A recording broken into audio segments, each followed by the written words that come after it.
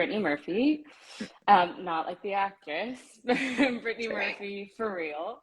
And my business is Fine Tune Pilates, and we're in Parkdale in Toronto. Very cool. Hmm.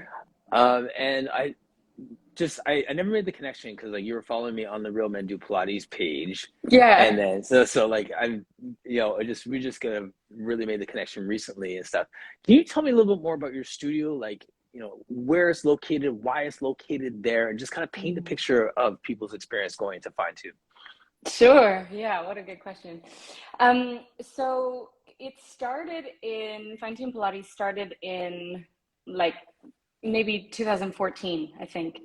Okay. Um, when I moved to the place I'm in now, I'm actually here right now. Mhm.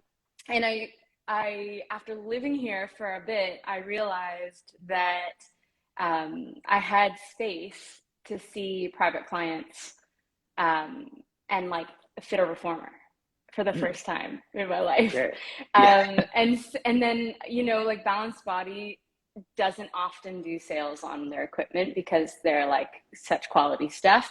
And Mhm. for whatever reason, that same weekend when I was kind of like mulling this over, I got an email that was like reformers are on sale. And I was like, this Yes. is a sign. So Yeah. I bought a reformer and I started seeing clients out of my space. I live above it. And that really worked for me. Amazing. I really like to connect with people one-on-one like this. Hmm. Um, I'm sort of that like friendly introvert, I call it, where it really works for me to Hey, be, yeah, absolutely. right. Yes. Yes. So yeah, I started seeing clients and it took off. Like it did the thing that I hoped it would do, but wasn't sure it would do. Hmm. And so then I guess like a few years later, shortly after I had my daughter, we found ourselves at like a bubbling over capacity that I just couldn't handle. So I brought in some Yes. other instructors, really close friends of mine. And then when my business partner came on, Katrina, um, that's when we started to build out the space in Parkdale and really like envision the experience. So now, Yes. as it is now, this is the long answer, as it is now Yes. in Parkdale, um, it's this very autonomous space. You get a fob to come in, you use your phone. There's Mhm. no like person waiting for you to be like, hi, like you're here. Okay. You're just Yeah. welcome I into didn't the know that. space. Right. Yeah, that was Yeah. really important to us even before the pandemic, Yeah. Mm. but so yeah, you come in on your own and we really encourage people to act like it's their friend's apartment, like you're Yes. there, you're home. Um, and we put a lot of care and detail into how we design the space, from like the flow Hmm.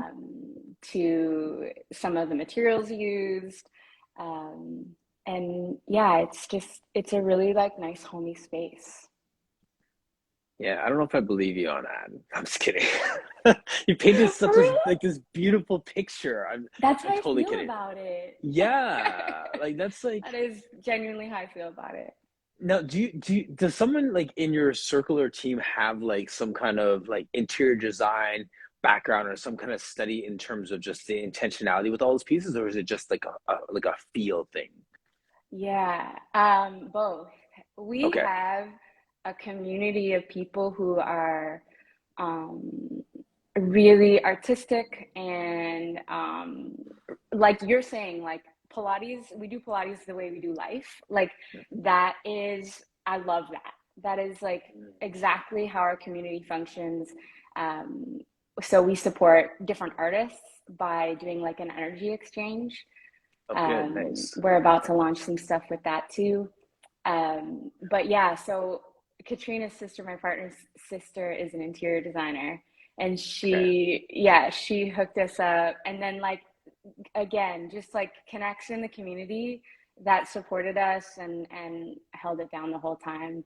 And we had Yeah. time, like we had this before the pandemic. We had all this Yes. time to be in a dreamscape and like really envision every detail, like right down to the playlists. I make all the playlists. I'm Yes. I'm a reformed type A, I would say. It's so funny. Like, the one time I did that Myers-Briggs thing and it landed me at like 18 extrovert and 17 introvert. So like Sure. when I'm around people, I want to just get away and find energy on my own. And when I'm by Yeah. myself, I want to be around people to get that energy. So Isn't there's that always funny? this reciprocating thing. Yeah. Oh yeah. Yeah. No, I feel Yeah. you. Yeah, And it works in what we do because you do a lot of one-on-ones too, right? I do. Yeah. Yeah. Yeah. It works for what we do because you get to see a lot of people in one day, but it's one-on-one. It's Yes. like one at a time, which for Right. me is Hey, perfect. Misty. Yeah, Yeah, yeah. and then there's Okay. also, and with the piece, because I do personal training as well, so like I have this balance of having people out on the gym floor that I'm trying to woo to come into the Pilates space, and I have people in the Pilates Oh, space that I'm trying to, okay, like, come on, you need to get out on the gym floor too, right? So there's this meeting people where they're at and just trying to add those different elements of what they need for their movement practice in there as uh-huh. well, right? So, That is so cool. So, like, can people see you doing Pilates or like teaching Pilates all in one mhm. space, open space, right? Is that what I'm Sort of. envisioning? Yeah, yeah. So sort of. So now it's before. Now I Misty Linkhoften's on the chat here. So she's usually like my Wednesday co-host, longtime friend, Mhm. smart, smart, smart business person. She put this little seed in my head of doing a micro business and creating my Pilates studio within the this gym space. So Yeah, we converted during COVID. We converted a 17 by 10 room into a small Pilates space. Like you see, I have my tower, there's my got reformer it. right here, and Oh, some other yeah. stuff, right? So we made this space, and it was in the front area in the clinic side. Hmm. And much love to you, Misty, as always.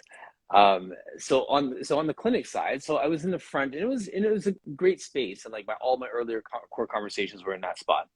And then as things changed in the studio, we wanted to make room for another osteo and some other, health practitioners coming in. We talked about moving into this larger space. So I'm in a bigger room that is a shared space. So there may be one other personal trainer working with some people who want a little bit more privacy. And my stuff is at on the back half of it. So now it's more of a common space. So now people on the gym floor, they kind of duck their head in, they see me working with someone, Yeah. that sort of thing. So it's more integrated into the space. So as much as I left that space kicking and screaming, I like this space a lot more Yeah. for that interaction. And also philosophically, I feel like I'm just rambling right now, but No, and I love it. um, philosophically, Pilates isn't a silo unto itself, anyways. Yeah.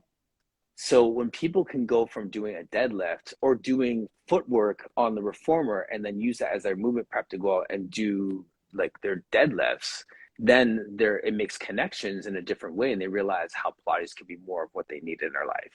It's relatable. Yeah, totally. Totally. I Yeah. love that. It's so interesting to me how environment can affect the experience and like how we teach, right? I'm big on the how. Yeah. Yeah, yeah. Can you say some more about that? Like that's such a great point. Yeah, I mean, our environment, including the people in it, not just the things, Physical. Yeah. Yeah. is uh, is really key, I think, to feeling safe to receive what we're trying to tell them and Yes. offer them to do.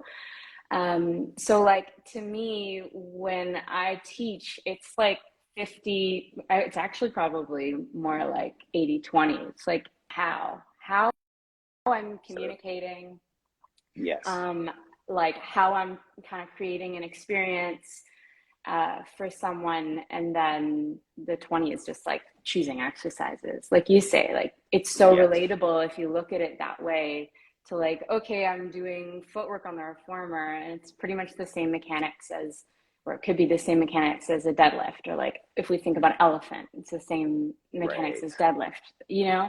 Yeah. It's, and it's choosing um, exercises or talking about exercises in a way that makes it relatable to someone's life. If they are doing deadlifts, or maybe Yes. just doing they're like lifting their kid up, you know what I mean? Mhm. Like choosing shapes and actually explaining it. And this is where the how comes in of like, okay, how are you doing that? Creating awareness of when they're doing that in their daily life, and then Yes. practicing it in breaking it down in Pilates. And Right. I think if the environment isn't right, and we know this, like if people don't feel safe, they don't have enough cues of safety, Mhm. it's not going to hit the same way. It's just not.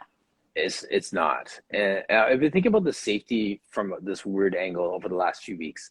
Mm. I maybe the last 2 or 3 weeks I've had a few people that I've been working with for a long time, and I set them up to fail Mm. with Mm-hmm. exercises where they can't just feel good about themselves, like they master everything else in their world. Yeah. So I'm going to give you an exercise that's just on the fringe, on the outside of what you're good at, what you're Smart. capable of. So you're going to have to chase after it a little bit.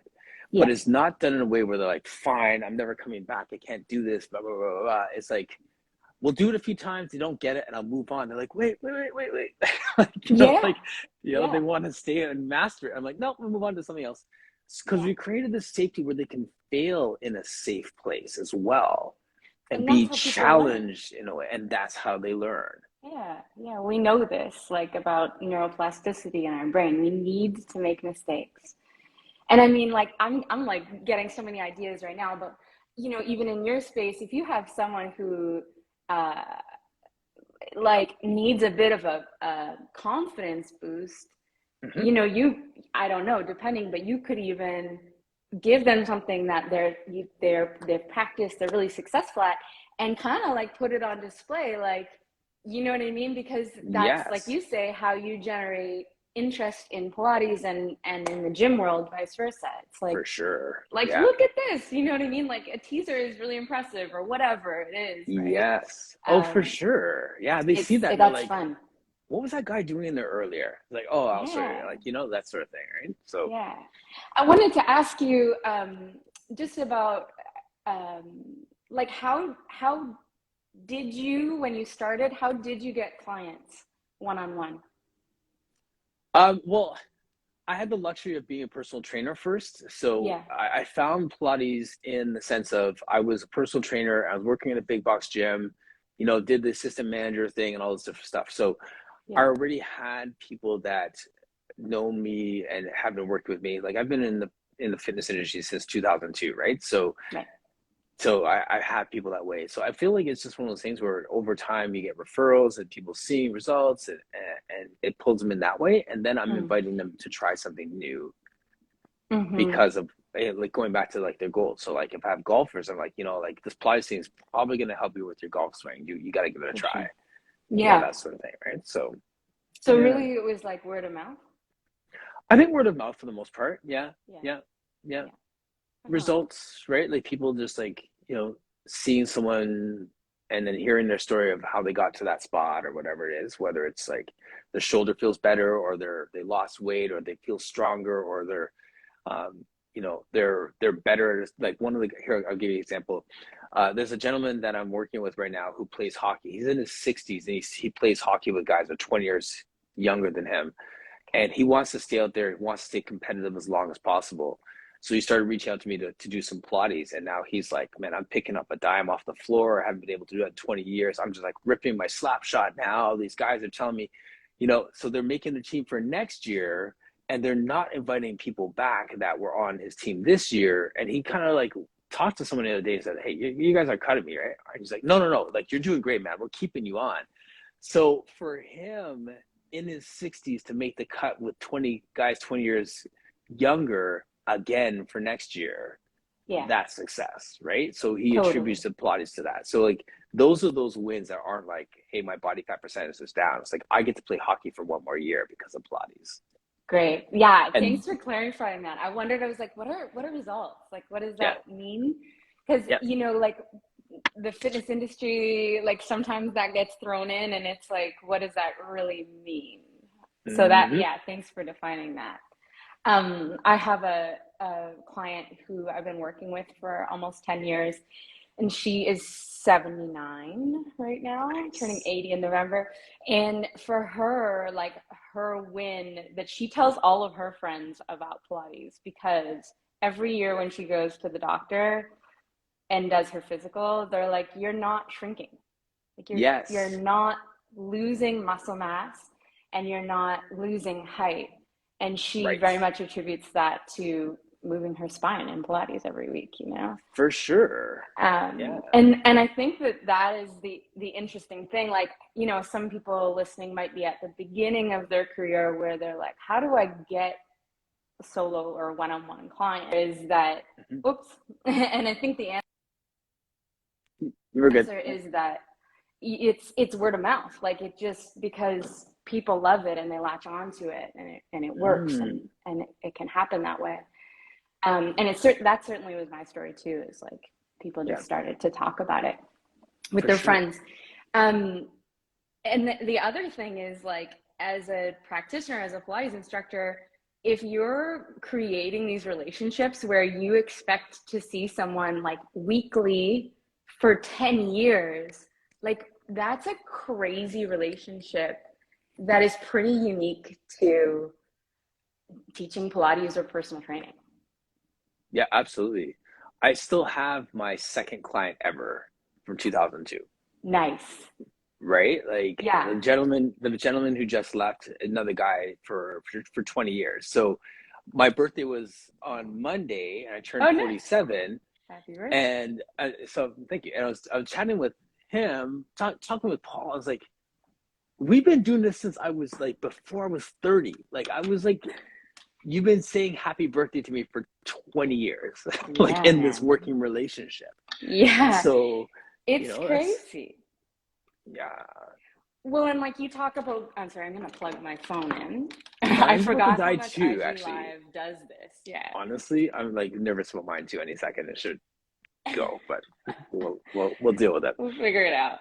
Yeah. Um, yeah, and the crazy thing about that is like you talked about goal setting, and people ask me this a lot. They're like, how do you goal set if you've been with a client for like 5, 10, 15 years?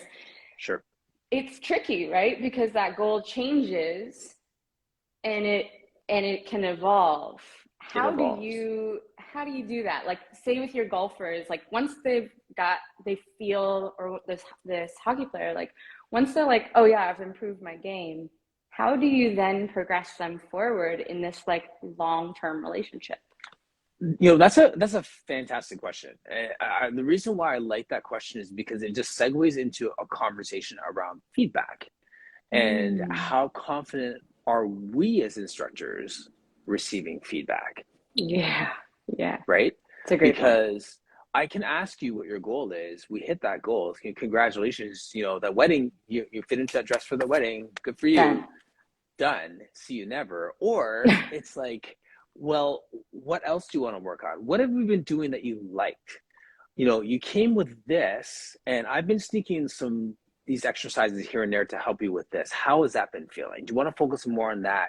Or they can say, I don't like this, and this. And then, do I shrink away or am I like, okay, well, why don't you like that? Okay, well, Mm-hmm. okay, so we can have that. So I think before you even get to how do you reevaluate what their goals are to make a 5 session client a 5 year client, I think we have to start with, are you comfortable enough with feedback?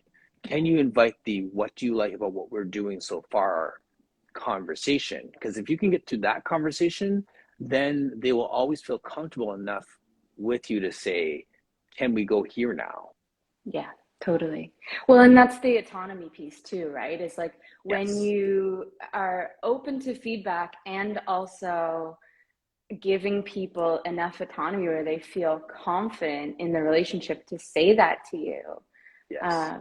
where they don't feel like they have to do like a people pleasing thing, Yes. And right? dance around it. And yeah, exactly. Yeah, yeah, Yeah. and that's it. Like what I really love about teaching one-on-ones in this way, um, is that you can build these types of relationships, that Mhm. go beyond like, it's funny, as you were talking, I like pictured goal setting, like just morphing into just like a relationship, right? It's Yeah, part of the for sure. trust and autonomy, and it just becomes a relationship. And I think like something to mention about this feedback piece is that there's going to be a lot of exchange, and there is a tangible exchange of money, right? Hmm. Yeah, Time, commitment between both the client and the instructor. right. And at some point, there is going to be a rupture in that relationship, whether it's really small Hmm. or whether it's a bigger like breach of trust or whatever. But there Hmm. will be a rupture. So like deciding, for me, deciding like who I am, and it's this confidence thing that you're talking about, like who I am and how I will deal with that rupture when it happens, like Yes. expecting it at some Hmm. point in this relationship with a client, I think has helped me not only retain clients, like that feels wrong, the wrong way to say that, but like Hmm. just nurture these relationships really long term to the point where it's like we're not, like I just book them in until the end of time. Like it's not a question and they tell me if they're on vacation, you know? Right, right, right. Um, yeah, I see it's, where you're going with that. yeah, Yeah, yeah, I do. And because the reason why I think about that, like we started with the way you do plies is the way you do life.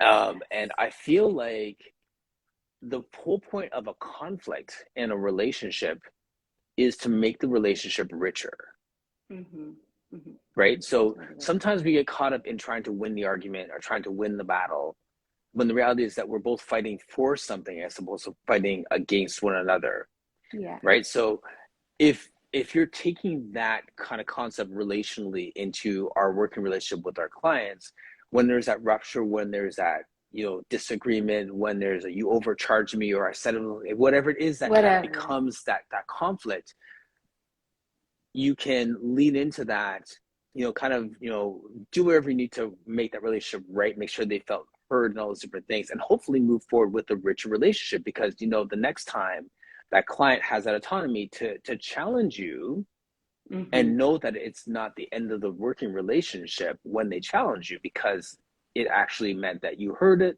they felt heard, we reconciled in a way, they felt good about it, the relationship's stronger. So now they're Totally. free to have a misunderstanding and know that that's not the end of the relationship. Yeah. And like how that translates into movement and teaching movement is like then you have this beautiful foundation of trust and like knowing that I'm still here for you even if you mess up. So like Yes. when they are practicing movement, like you were saying earlier, and you're kind of like, I kind of want you to make mistakes here.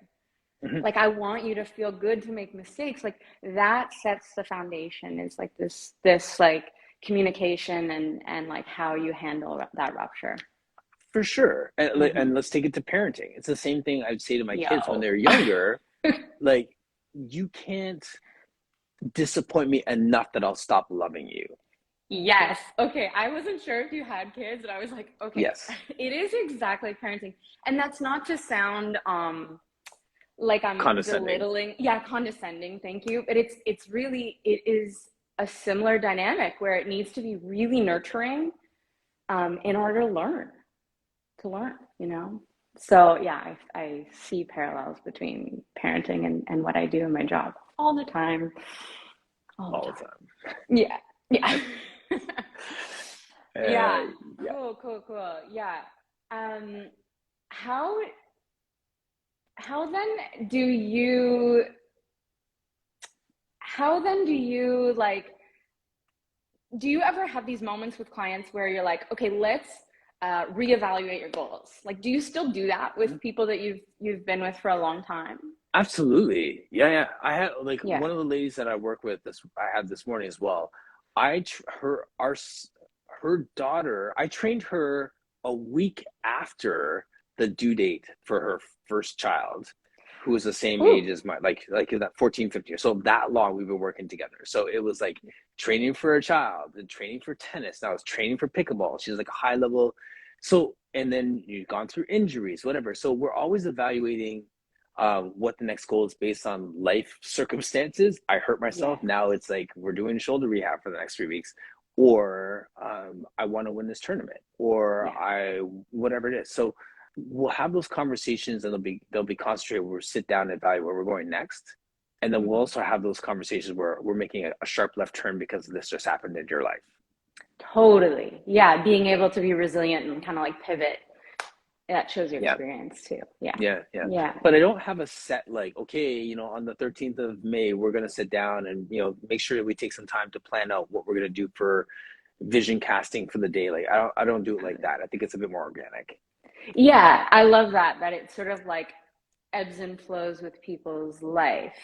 And I think like within that, something that I find really helpful is naming it. Like, I see that you're really frustrated that we have to like step Yes. back and rehab the shoulder right now. It won't Mm-hmm. always be that way, right? Like, we're Yes. here reminding them in those moments that we are with them for the long haul, and like scaling or like zooming out in those moments Yes. is so Yep. helpful, I find, For because sure. yeah, like you do want to be able to pivot and support them through all parts of their life. Mhm. And some parts are really frustrating, and to almost like co-regulate in those moments and be like, I'm a little frustrated for you, like, Yes. Thank you. yeah, Well said. we were on a trajectory, and like this feels like we're slowing down. Like, damn, that's real. Like Yes. calling those things out, Yes. and then like I say, zooming out and being like, Yeah. Yeah. yeah, it's not always going to be this way. We'll be doing Right. all the fun stuff that we do again. We will. Yeah, absolutely. In counseling, they call it bringing it into the here and now, Yeah, right? So yeah, bringing those emotions and totally. feelings into the here and now, and that's exactly it. Because I mean, yeah, they get frustrated with it, and we kind of have to just like give them that space to be frustrated with it, but just like call it like, let's pause for a second. Okay, I know you Yeah, just do that, right? Like it's not about okay, yeah. the next exercise is, you know, um, Sunny Alman, I see going where Joe made the comment, like clients listen better than kids. Sometimes, Sometimes, sometimes. yes. Yeah, yeah, I saw that. No, it's true. Yeah, I mean, it's funny. Like with you mentioned the comment I made on Instagram over at Fine Tune about phones and like Yes. Apple Watches. It's really, yes, Oh adults have the gosh. capacity to listen Yeah. more than like Yeah. my 4.5-year-old, but they don't always choose to. It's Yes. really hard. Like, how do you deal with some of those distractions? Like, with people that have like really busy lives? Like, Uh, okay, well, I give them a minute. This has kind of been my strategy for a while now. I may take a little bit more time, and I think Carrie Miller's in here. Some other people are here who are really key on like the vagus nerve and trauma yeah, informed approaches and stuff like that. You can get really, really technical with it, yeah, or you could just give people a few minutes at the beginning to just get out of the system. How are you? What's going on? Even if it takes 15 more minutes to talk this through before we totally. get on the equipment, I'm fine to do that. How are you? Okay, Mm-hmm. good. Are we here? Yeah, That's the yeah, question to ask.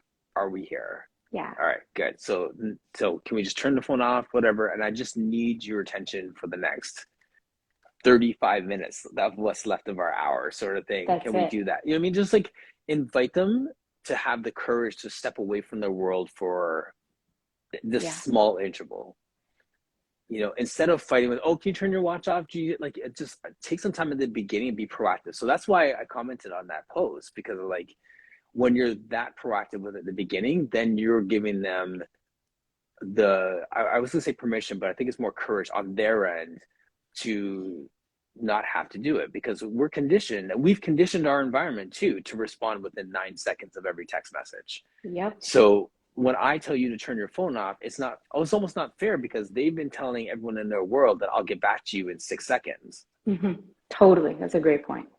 Right. So in a sense, it's not fair. So like they're going to have to kind of mentally prepare for the fact that this is going to happen today. And then you start to tell your people like, hey, I'm going to my Pilates. I won't be able to get you for the next hour and a half. Right. Sort of thing. Yes. So like that's part of the conditioning as much as the exercise to get them in that routine of, I'm going to leave my phone at the front door. Next, I'm going to leave my phone in the car. Now I'm going to Yes. tell them. but like I think we have to adapt as instructors and just get people comfortable with that, and maybe even getting Yeah, more tech savvy with our watches as well. Okay, so you're going to keep your watch on, but I want you to turn off all the alerts for the next hour because totally. you want to track your workout. Fine, Yeah, keep it on, track your workout, but I want you to turn your alerts off. yeah. I Whereas, love seeing that you transition happen, right? Like when yeah, people, at first, you're like really having to ask them, like, are you, we have 35 minutes left. Are you okay with like being phone free for 35 minutes?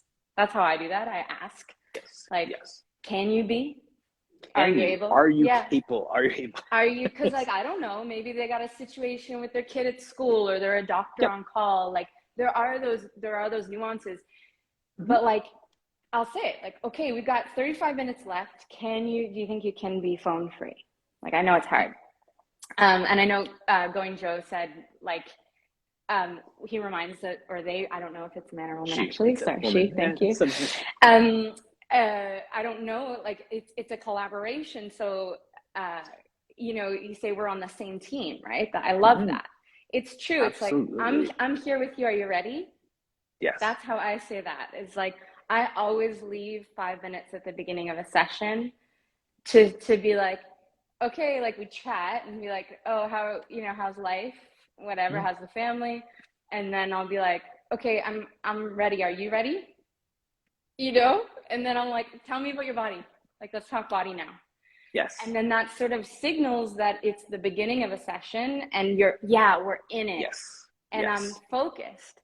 Um, and like all of these things are like we're not only practicing movement, we're practicing attention. You're listening to someone when you're doing Pilates, right? Like they're Yes. listening to us for Yep. instruction. Right. So we're practicing that. And I Yeah. think like with regards to the phone or technology and other distractions, like in your space, you're in an open space and you can see other people maybe, and that Mm-hmm. can be a distraction. Like actually having the confidence to call that out and having the language to support that, Having the language. Absolutely.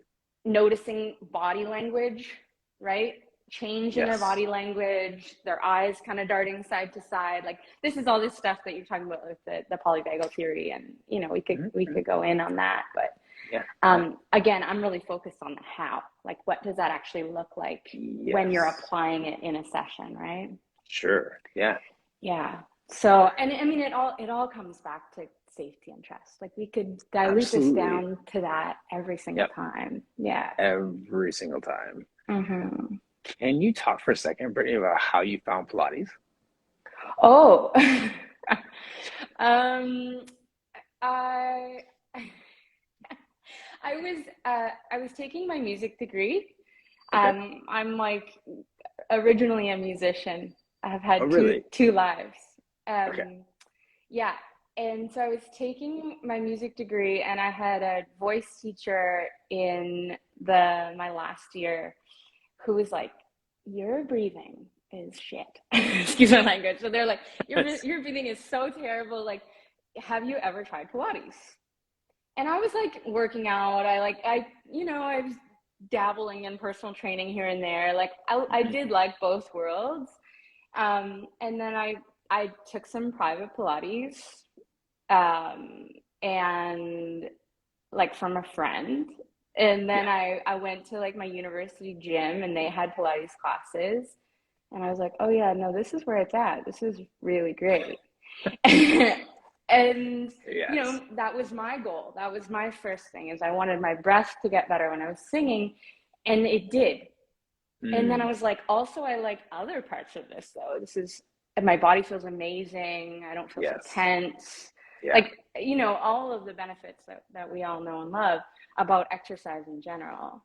Mm-hmm. Um, and yeah, so I ended up, my music degree ended and I was like a musician with a degree and needed to find work.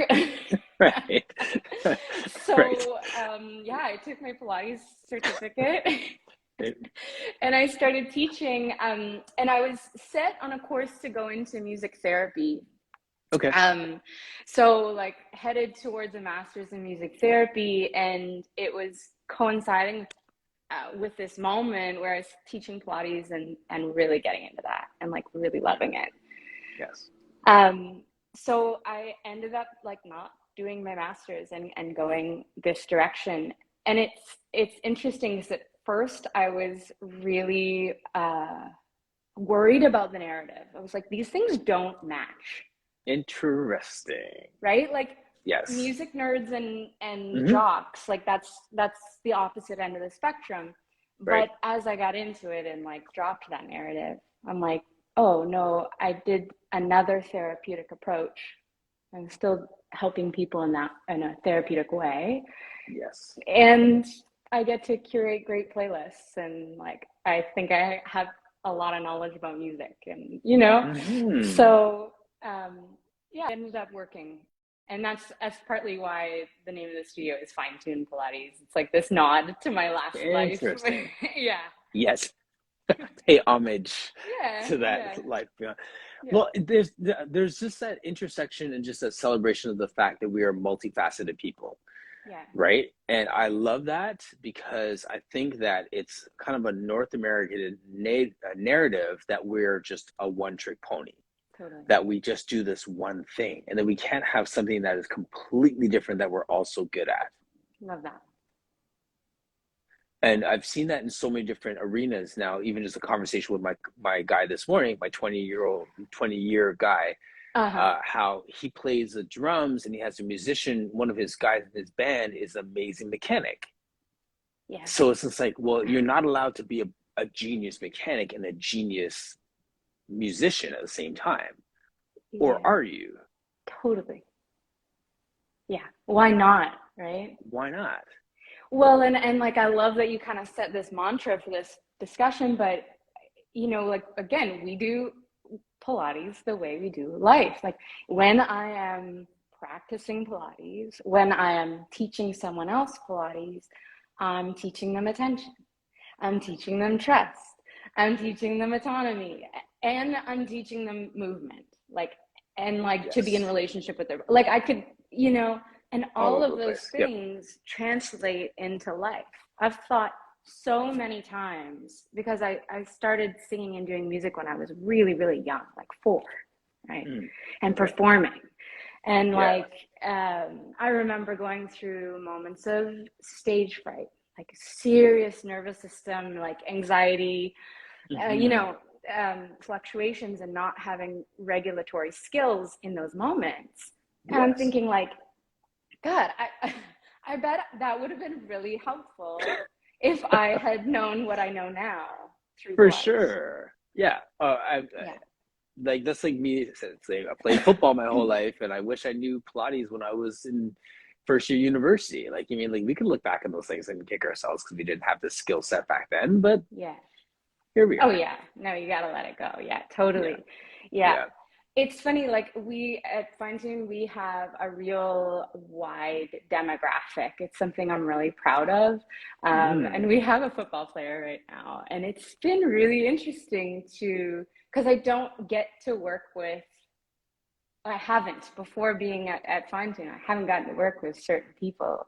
Like high Like, performance type athlete. Yeah. yeah. And just Yeah. like, from a high performance athlete to like a 79-year-old woman who her needs are Yes. very, very different, and to Right. me that's like such a fun and challenging environment. um, Absolutely. and like how do you curate the environment and the safety for really different needs? It's like Yeah. very, very fun. Yeah. It's fun, and then you see how they're connected. Hmm. And I've said, like, the way I work with my super seniors, like my older adults, like the guy I was talking about this morning is like 75. Right, who's still playing And hockey. right, yeah, exactly. And like Hmm. all these different people, and then someone who's like my son, who's like 15 turning 16, high level basketball player. Right. They move kind of the same, but just have different needs, right? Like, Whoa. so, Whoa. Yeah, they move the right? same, but they need different things. Yes. Yeah. Right. Right. I had to repeat that.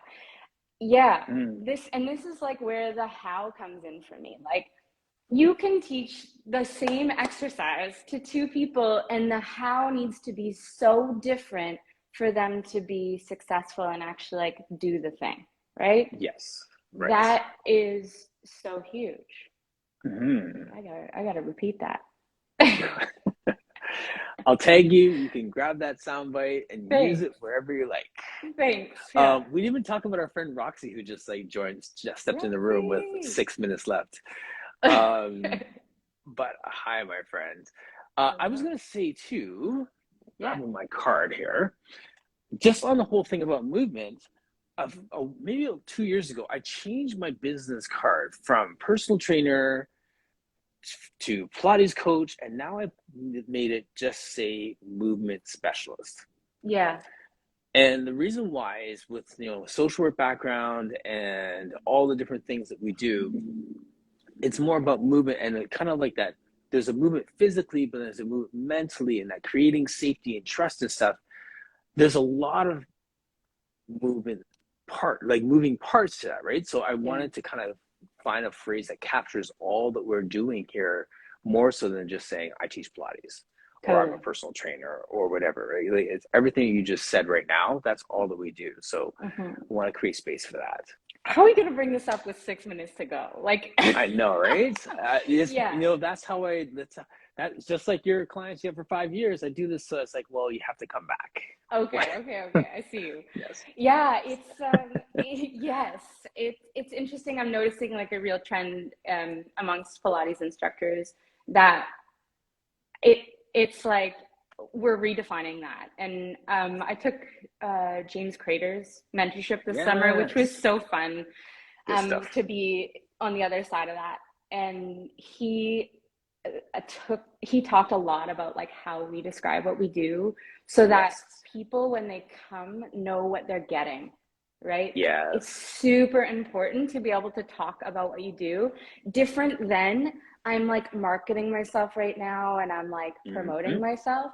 No, you're talking about what you do, right? And what the experience is like, what it will feel like when you arrive in that room. Yes. It does not surprise me that you work with James. James is a good friend of mine, and I hear a lot of Jamesisms in what you've been saying. Oh, no way. For sure. For sure. Also, Brittanyisms. But yes, I think James is incredible. Yes, and not to take away from the Brittanyisms in there. There's a marrying of those things when someone resonates with you and they capture something that's probably been swirling around your head in a different way, right? Well, it's nice when you can hear it repeated back to you. It's just really, really validating. Absolutely. You're doing great work. Thanks. Yeah, and I love the fact that you have two Toronto people just vibing here in so many different ways too. So it's good. Totally. Yeah, Roxy just finished teaching at the studio. Thank you for subbing this morning. Saving the day. Yes. What was I going to say with that? I had something on that James thing. Oh yes, and in terms of what we do and how we present it and stuff like that, and the other piece to that too, I guess, kind of in closing, is just showing and highlighting who you are. And that's the thing with these core conversations, and whether this was a conversation that we had over coffee downtown or we have online in front of all these people, is just that this is just a celebration of who you are, and your space and how you present and how you teach is just a reflection of that. Totally. Yeah. Right. So I love your roots in music, and I love all the stuff that you bring, and then there's things that I bring, and then that's going to bring certain people into your space, and that's your sphere of influence. So all good stuff, my friends. Now I'm going to have to come and do a session, right? Yeah. That's it. No doubt. Cool. Yes. Yeah. All right. That was a very fast 57 minutes. It went really quickly. Yeah.